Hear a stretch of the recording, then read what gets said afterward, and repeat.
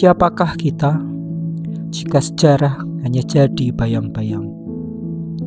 Siapakah kita jika asal-usul tak lagi kita kenang? Tanah tempat kita berpijak adalah halaman awal untuk membentuk siapa diri kita hari ini. Dan bila halaman itu terhapus, hilanglah arah, padamlah makna. Saya Nur Mahsun, seorang penggiat sejarah yang lahir dan besar di tanah Kajoran. Sejak kecil, saya mendengar kisah-kisah tentang leluhur, tentang kerajaan, tentang pemberontakan dan pertapaan. Tapi tak satu pun tertulis di buku pelajaran tentang asal-usul desa Kajoran. Untuk desa Kajoran ini luas wilayah itu tercatat dalam fotografi itu 300 hektar, terdiri dari pemukiman dan lahan-lahan sawah, yang kira-kira lahan sawah itu 200 hektar, kemudian pemukiman selebihnya pemukiman dan pelataran lah itu sisanya. Jumlah penduduk di sini kepala keluarga itu ada 1.350, kemudian jumlah penduduk semuanya sekitar 4.000, terdiri dari laki-laki dan perempuan dan anak. Jumlah dusun di desa Kajoran itu ada 6 dusun, namun itu masih terbagi, setiap dusun itu ada beberapa pedukuhan, itu sekitar ada 14 pedukuhan, yang setiap dusun itu nanti kadang ada 3 pedukuhan, ada 1, ada 2 itu. Nama Kajoran menyimpan teka-teki masa lalu. Dari namanya, tanah ini tumbuh. Sebuah nama yang bukan hanya penanda tempat, tapi juga tanda bahwa sejarah pernah berakar kuat di sini. Pada pertengahan abad ke-17, Mataram berada di bawah bayang-bayang Amangkurat I, sang raja yang memerintahkan eksekusi terhadap sejumlah tokoh yang dianggap mengancam keberlangsungan kekuasaan. Salah satunya adalah kerabat dari Raden Kajoran, seorang bangsawan sekaligus ulama terpandang. Menurut sejarawan De Graaf, Amangkurat juga berpesan agar tidak ada satu pemuka agama yang diloloskan dari pembantaian ini. Pembantaian ini juga disebutkan di dalam catatan Gubernur Jenderal VOC Riklof van Gons yang bertugas di Mataram ketika peristiwa ini terjadi. Kehabisan kesabaran dan rasa kehilangan, Raden Kajoran lalu bergandengan tangan dengan Trunojoyo, bangsawan Madura yang juga kehilangan tanah kekuasaannya. Pada tahun 1676, mereka memimpin pemberontakan besar, menyerang dan menjatuhkan ibu kota Mataram di Pleret. Setelah penyerangan itu berhasil, terjadilah tarik ulur kekuasaan antar 3 pihak untuk menahkodai Mataram. Di sisi lain, Amangkurat II merasa masih berkuasa atas Mataram dan bekerja sama dengan VOC untuk memburu Raden Kajoran dan Trunojoyo. Singkat waktu, Trunojoyo ditangkap dan dihukum mati di Kediri. Sementara Raden Kajoran terbunuh dalam pelariannya pada tahun 1679. Konon, dalam pelariannya, para santri pengikut Raden Kajoran menyebar ke berbagai penjuru Jawa. Beberapa menetap dan membuka wilayah baru, salah satunya di lereng Sumbing.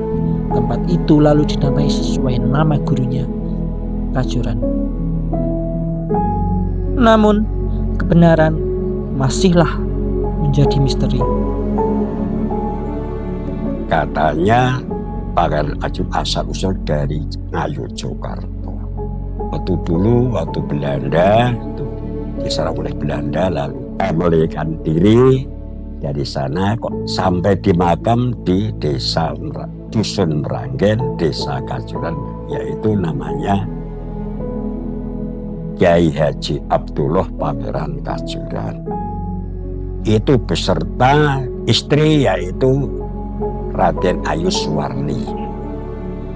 Untuk istilahnya itu tentara kerajaan, yaitu kepalanya Pangeran Sudirjo. Ulama seperti keraton yaitu Pangeran Tirtoyoso. Nah, yaitu di makam di Kajuran, tahunnya tidak tahu, tapi saya diberi oleh ama saya itu Haji Samsun Al-Wahab sarian di tempat Meranggen Barat, ya, Meranggen Barat itu satu komplek satu sarian. Baratnya itu sekalian Pak Hajolat sama istri Haji Suwarni, terus belakangnya anaknya ke belakang, terus timur lebih jauh Pangeran Sudirjo di tempat pintu gerbang makam itu dekat Pangeran Sudirjo. Lalu sebelah utaranya makam Pangeran itu Raden Nawang Wulan, terus Pangeran Tirtoyoso. Tapi terek-terek sholat suku PKB. Dan kalau dilihat makam-makam yang namanya Kajuran itu yang Meranggen. Nah, kemudian kalau keramaian itu sekarang kok pindah ke Kajuran, memang letaknya lebih strategis di yang sekarang itu pasti perempatan, ya kan. Namanya dulu awal ada desa itu ya Desa Meranggen. Ada cerita dari Pak D saya yang Kudus itu, kenapa Meranggen diarani Meranggen. Nah itu dulu Meranggen ku untuk bertapa Mbah Kiai Meranggi. Jadi ono kiai jeneng Kiai Meranggi. Nah, itu bertapanya itu di Meranggen itu. Waktu itu ya apa dalam rangka ziarah ke Pangeran Kajuran Hijau. Dan memang syarian itu tidak buat, memang sudah turun temurun ada. Sejak mbah-mbah saya memang ada. Sejak dulu sudah dicungkup. Nah, cungkupnya nggak baik seperti dulu, itu cungkupnya cuma duk gitu aja, pring, petung gitu aja. Memang, dan terkenal memang dulu terkenal ampuh. Hajat-hajat itu ke situ banyak yang diijabahi gitu. Mengetahui itu Desa Kajuran dulu, Kajuran, Penjalinan, terus Nerangan kalau nggak salah itu. Nah, kemudian Pak Rahmat Ajar Abioso itu selaku Kepala Desa Kajuran dulu pertama, itu pertama menurut saya, dia terpilih semua di situ sehingga dijadikan satu menjadi Desa Kajuran. Itu sebagian orang secara versi itu Pangeran Kajuran ini kalau di sini ada makamnya itu sebagian orang mempercayai bahwa itu hanya petilasan. Tapi sebagian orang itu mempercayai bahwa memang dimakamkan di sini. Nah, literasi di internet, Pangeran Kajuran itu menurut sejarah kan ada di Bayat. Desa-desa Kajuran itu tidak hanya di Desa Kajuran sini saja atau Kecamatan Kajuran, tapi ada di kabupaten lain, misalnya kan Bruno, Purworejo, terus Kebumen, terus Bayat sendiri, terus ada di daerah Jawa Timur. Hal-hal itu kemudian menjadi sebuah pertanyaan yang masih perlu banyak digali. Sebenarnya siapa sosok Pangeran Kajuran ini? Satu orang atau beberapa kelompok yang kemudian menyebar untuk dakwah Islam? Kajuran memiliki banyak cerita yang menarik, yang layak diungkap dan dibahas. Di bidang ekonomi, desa ini menyimpan potensi besar.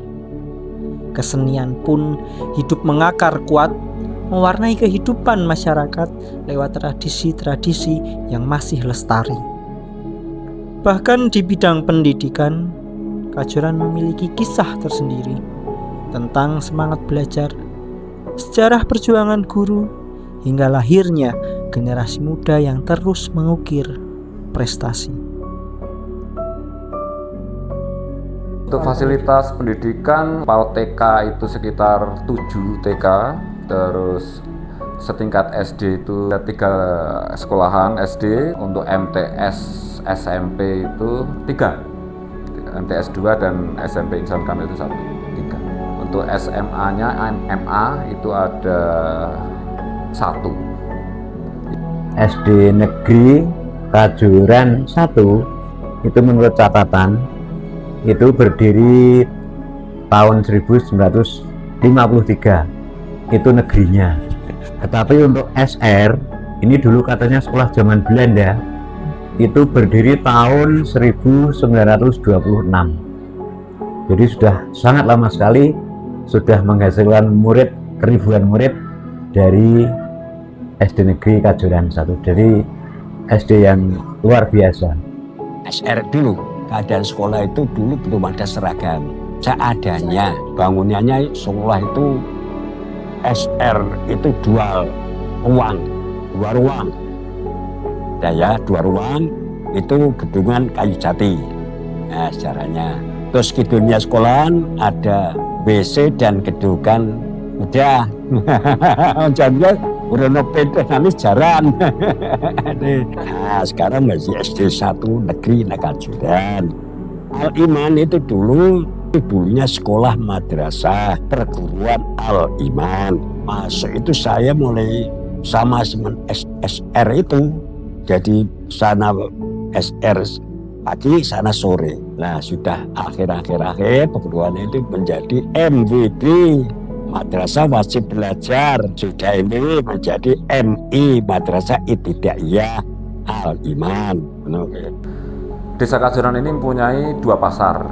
Yang satu disebut pasar pagi, itu di situ tempat jualnya berbagai macam jenis barang, baik barang produksi rumah tangga maupun industri. Kemudian di pasar sore itu disebut pasar sore, tapi itu pasar sayur. Dulu itu menurut cerita juga ada pasar lain, yaitu di Nerangan. Itu tempat pemasaran di lingkungan di situ, ada Nerangan, Sunggingan, kemudian Wadas itu juga sering ke situ. Dan sekarang sudah nggak ada. Kemudian tersentra di Pasar Kajuran. Pasar Kajuran itu saya sampai di sini, pasarnya istilahnya masih terbuka. Yang di depan itu kios-kios itu masih bangunan kayu. Tapi walaupun kayu masihan tetap ramai, bahkan kalau dihitung pedagangnya yang di pasar dulu sama sekarang banyak dulu. Kalau bangunannya berubah total. Kalau dulu kan terbuka, tidak ada pagarnya, jadi umpama di lapak pakaian itu cuma berapa meter 1 orang, berapa meter 1 orang gitu.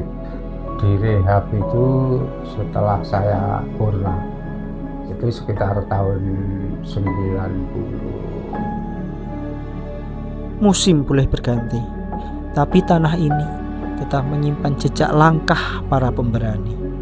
Di bawah langit Kajuran, sejarah tak pernah benar-benar diam. Ia berbisik lewat angin, mengakar dalam tanah, dan tumbuh di dalam jiwa generasi yang tak lupa asalnya. Jangan biarkan cerita-cerita perjuangan dan potensi hilang ditelan waktu. Jika dalam perjalanan kisah ini terdapat kata yang kurang berkenan, gambar yang tak sempurna, atau cerita yang tak utuh, izinkan kami memohon maaf setulus hati. Segala kekurangan adalah cermin keterbatasan kami.